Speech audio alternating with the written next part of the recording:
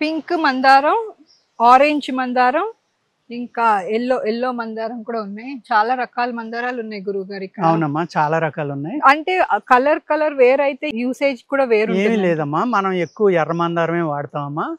ఇవన్నీ హైబ్రిడ్ అవ్వచ్చు, లేకపోతే ఇతర ప్రాంతాల్లో ఉన్న ఫ్లవర్స్ అయ్యి ఉండొచ్చు. ఇది అర్థమైంది కదా.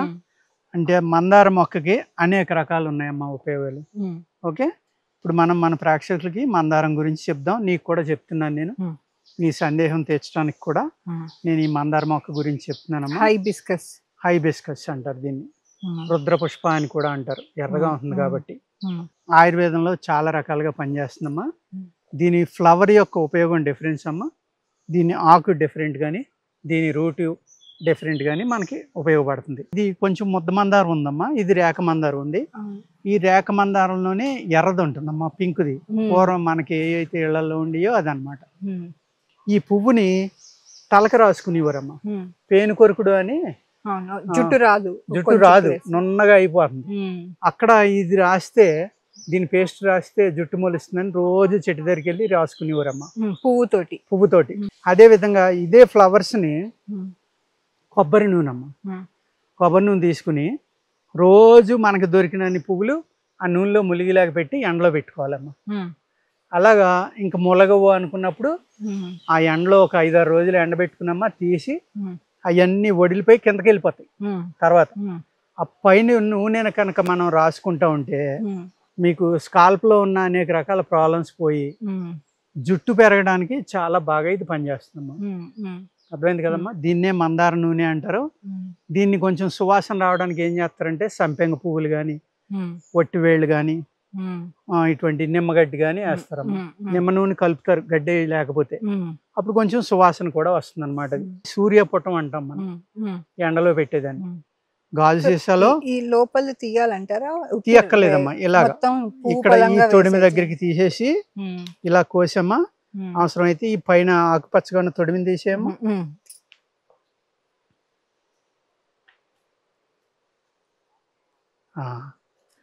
అది ఆ తొడిమి తీసేసి ఇలా ఫ్లవర్ మట్టికి వేసుకుంటే సరిపోతుందమ్మా. అందులో వేస్తే ఏమవుతుందంటే ఒకరోజు ఎండలో పెట్టేసరికి ఇది వడిలిపోయి అడుగు దిగిపోతుంది. అలాగే రోజు కొన్ని పువ్వులు వేసుకుంటున్నారు అనుకోండి, ఒక వారం 10 రోజులు ఎండలో పెట్టడం వల్ల ఏమవుతుందంటే అది హీట్ ఎక్కుతుంది. ఆయిల్ హీట్ ఎక్కినప్పుడు దాన్ని ఆయుర్వేదంలో సూర్యపుటం అంటాం. మామూలుగా మరిగించింది ఇంకో పుటం కాకుండా ఇది సూర్యపుటం అంటాం అనమాట. ఆ ఎండ యొక్క కిరణాలకి వేడెక్కిన ఆయిల్లో ఈ వడిలిపోయి ఈ ఫ్లవర్లో ఉన్న ప్రాపర్టీస్ ఆ ఆయిల్లోకి వస్తాయమ్మా. ఆ ఆయిల్ రోజు తలక రాసుకుంటే జుట్టు రావడం ఆగిపోతుంది, చక్కగా పెరుగుతుంది. వెరీ సింపుల్ అమ్మాయి. పూర్వకాలంలో ఇవన్నీ చేసుకునేవారు. ఈ పువ్వులు ఏ అయితే ఉన్నాయో ఆ పువ్వుల్ని మిక్సీలో కొట్టి కానీ మనం నూరుకుని కానీ దాని నుంచి వచ్చి రసాన్ని తీసుకునమ్మా పంచదారలు వేసుకుని సిరప్ కింద కూడా చేసుకోవచ్చు. ఇప్పుడు నేను ఏ పువ్వు అయితే ఉపయోగపడుతున్నానో ఆ పువ్వుని లోపలికి కూడా తీసుకొచ్చమ్మా. అది ఏదైతే ఈ రసం ఉందో, రసం 2 వంతులు, 1 వంతు షుగరు వేసుకుని రసం ఎగిరిపోయి సిరప్ అయ్యేదాకా చిక్కపడేదాకా చేసుకునమ్మా.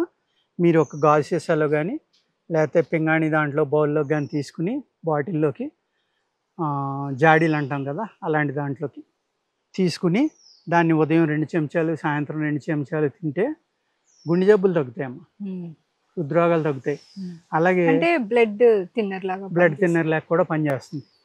అదేవిధంగా ఇది మన ఏదైతే వైటల్ పార్ట్స్ ఉన్నాయో, అంటే మూత్రకృత్యం అంటామమ్మా మేము ఆయుర్వేదంలో. అంటే మూత్రం, యూరిన్ సాఫీగా వెళ్దనమాట. మంటతోటి, బాధతోటి తక్కువ వెళ్తాం. అలాంటి వాటి మీద చాలా అద్భుతంగా సిరప్ పనిచేస్తుంది. అర్థమైంది కదా. ఈ పువ్వుల్ని గ్రైండ్ చేసుకోవాలి,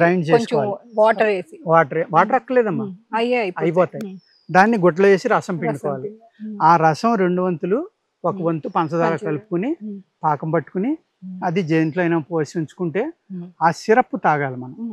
ఉదయం 1 చెంచా 2 చెంచాలు కానీ బాడీ వెయిట్ని బట్టి తీసుకోవాలి. తీసుకుంటే ఈ హృద్రోగం తగ్గటమే కాదు, మూత్ర వ్యాధుల మీద అద్భుతంగా పనిచేస్తుంది, మేహ వ్యాధుల మీద చలవ చేస్తుంది, మంచి ఆనందంగా ఉంటుంది తాగిన తర్వాత. అంటే ఒక యాంటీ ఆక్సిడెంట్ అన్నమాట ఇది. ఎప్పుడైతే హృదయం యొక్క కంట్రోల్ అయిందో, ఆ పంపింగ్ బాగున్నప్పుడు ఏమవుతుందంటే బ్రెయిన్కి ఆక్సిజన్ అందటం వల్ల ఆనందంగా ఉంటుంది. దీన్ని జపా పుష్ప అని కూడా అంటారమ్మా. అదే రసాన్ని ఇందాక పువ్వు చెప్పాను కదా నేను, సూర్యపుటం ఏమని, ఆ సూర్యపుటం కాకుండా ఆ రసాన్ని తీసుకుని ఆ రసము ఆముదం కానీ కొబ్బరి నూనె కానీ చెరిసగం తీసుకోవాలమ్మ. లీటర్ రసం ఉంటే లీటర్ ఆముదం నూనె, లీటర్ రసం ఉంటే లీటర్ కొబ్బరి నూనె, తైలపాకం అని చెప్పాను కదా, ఆ విధంగా మరగబెట్టుకోవాలి సన్నటి మంట మీద. ఆ ఆయిల్ రాసుకున్నా కూడా మనం పువ్వు రాస్తే ఏ విధంగా పేను కొరుకుడు వ్యాధి పోయి జుట్టు చక్కగా వస్తుందో ఆ విధంగా జుట్టు పెరగడానికి అద్భుతంగా చక్కని ఫార్ములా ఇది. అందులో మీ స్త్రీలకి ఎంతసేపు ఏంటంటే జుట్టు జుట్టు జుట్టు పెద్ద జుట్టు ఉండాలి, ఫెయిర్ ఫాల్ ఆగిపోవాలని అనుకుంటా ఉంటారు కదా. మీకు ప్రత్యేకంగా ఇది మంచి ఫార్ములా అమ్మ. చాలా సులభమైంది, అందరూ చక్కగా చేసుకోవచ్చు. ఇంట్లోనే చేసుకుని దాన్ని రాసుకుంటే ఆరోగ్యంగా ఉంటుందమ్మా. ఉన్న జుట్టు కాపాడుకున్నా చాలని చాలా మంది వస్తూ ఉంటారు. అదైతే పక్కాగా పని అవుతుందని నేను అనుకుంటున్నాను. అది పూర్వం ఎప్పుడో, ఇది 100 సంవత్సరాలు 1000 సంవత్సరాల క్రితం రాసిన పుస్తకాలు అమ్మ ఇవన్నీ. ఈ బుక్స్ లో ఉన్న నాలెడ్జ్ ఇదంతా. అప్పుడు పొల్యూషన్ లేదు, అడవులు ఉన్నాయి, మానవుడు కూడా న్యాచురల్ ఫుడ్ తినేవాడు. ఇవాళ అంతా హైబ్రిడ్ ఫుడ్, హైబ్రిడ్ మొక్కలు, అంతా ప్రకృతి విరుద్ధం. పురుగు మందులు ఎరువులు లేని ఆహారం లేదు కాబట్టి ఆ వేళ ఇచ్చిన ఫలితాలు ఇవాళ ఇవ్వకపోవచ్చు. మూలికలు పనిచేయకపోవడానికి కూడా కారణం అదే, అంతే తప్ప అది మూలిక తప్పు కాదమ్మా. మట్టి భూమిని పూర్తిగా పాడు చేయటం వల్ల, నువ్వు అన్నట్టుగా అదే విధంగా మనం తినే ఆహారం మారిపోవడం వల్ల, ఇన్ని రకాల ఇబ్బందుల వల్ల మూలిక అనుకున్నట్టుగా పనిచేయకపోవచ్చు. అది మూలిక తప్పు కాదు, మన తప్పే. మనం నేచర్ని పాడు చేసాం, మనల్ని మనం పాడు చేసుకున్నాం. మోడరేషన్, మోడర్న్ మోడర్న్ మోడర్న్ అని. అర్థమైంది కదా.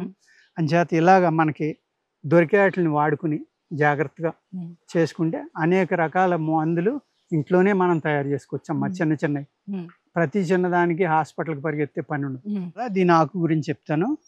ఏదైతే ఈ ఆకు ఉందో మందార ఆకమ్మ, ఈ ఆకుని ఏం చేయాలంటే దీనికి ఆముదం రాసి వేడి చేయాలి, పెనం మీద పెట్టి. ఒక 2-3 ఆకులు ప్రతి ఆకుకి రాసి దొంతరగా పెట్టుకుని దాన్ని కురుపుల మీద వేసుకున్నాం అనుకో, చెగ్గడ్డలు అంటాం కదా, బాయిల్స్ అంటాం, వాటి మీద వేస్తే ఆ కురుపులు తగ్గిపోతాయి. అదేవిధంగా ఓవర్ బ్లీడింగ్ అయినప్పుడు ఈ ఆకుని నూరుకునమ్మా, దీంట్లోంచి రసం తీసుకుని ఒక తొల నుంచి 2 చెంచాల రసం తాగితే బ్లీడింగ్ కూడా ఆగిపోయి ఆ కడుపు నొప్పి కూడా తగ్గడానికి అవకాశం ఉందమ్మా. ఆ విధంగా ఆకుని వాడుకోవచ్చు. ఇది చర్మవ్యాధుల మీద కూడా కొద్దిగా పనిచేస్తుందమ్మా. ఏది దొరకనప్పుడు దీన్ని వాడుకోవచ్చు. దీని నూనెను కానీ, లేదు దీని పసరును కానీ, దీని పేస్ట్ని కానీ చర్మం మీద వేసుకుంటే కూడా కొన్ని చర్మవ్యాధులు తగ్గడానికి అవకాశం ఉంది. మన ప్రేక్షకులందరూ ఇప్పుడు చెప్పినవన్నీ చక్కగా రాసుకోండి, స్లోగా చూసుకోండి.